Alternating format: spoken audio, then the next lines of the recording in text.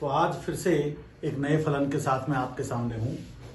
फलन का नाम है y equal to X under root 3 minus X. विशेषता यह है कि अभी तक किसी ग्राफ में हमने अंडर रूट की बात नहीं की।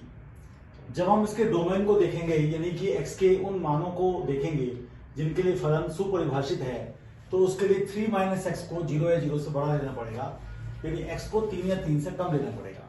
तो सीधी सी बात है कि डोमेन हमारे पास ओपन माइनस इन्फिनिटी से क्लोज 3 तक हो गया।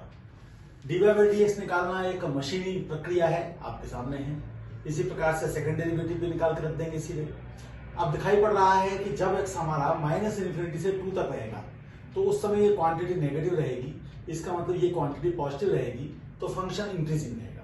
और जब 2 से 3 तक जाएंगे, क्योंकि डोमेन केवल 3 तक है, तो वहां पर ये क्वांटिटी हमारे पास 2 से 3 पर पॉजिटिव रहेगी, लेकिन कुल मिलाकर नेगेटिव रहेगी, तो डिक्रीजिंग रहेगा।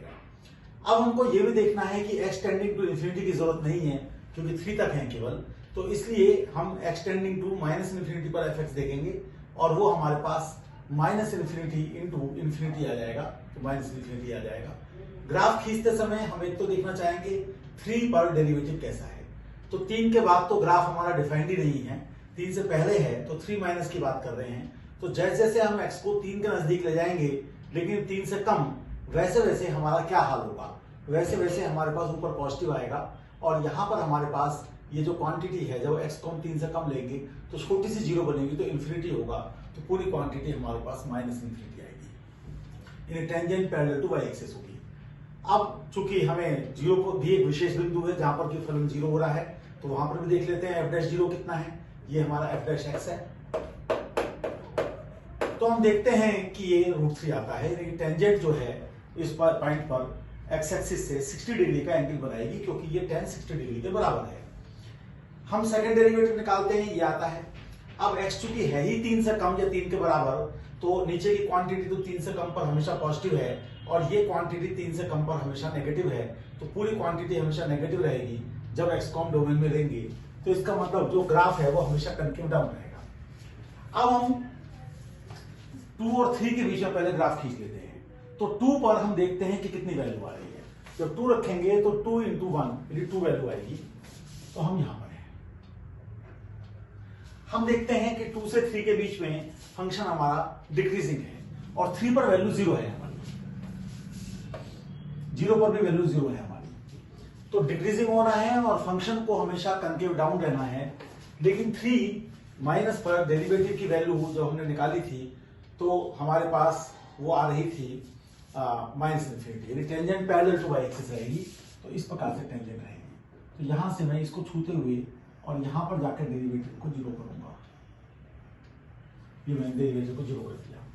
अब इसके बाद यहां पर जो टेंजेंट है वो इस प्रकार की है कि उसका एंगल 60 डिग्री बन रहा है, तो इसको छूते हुए आएगा। तो यहां से इसको छूते हुए इस प्रकार से ये आएगा। इसके बाद एक्सटेंडिंग टू माइनस इन्फिनिटी पर माइनस इन्फिनिटी को जा रहा है, इसलिए ये पूरा का पूरा ग्राफ इस प्रकार से जाकर चल जाएगा। ये पूरी तरह से कनकेव डाउन है। तो अब हम ये देख सकते हैं कि जो अधिकतम मान है, f का अधिकतम मान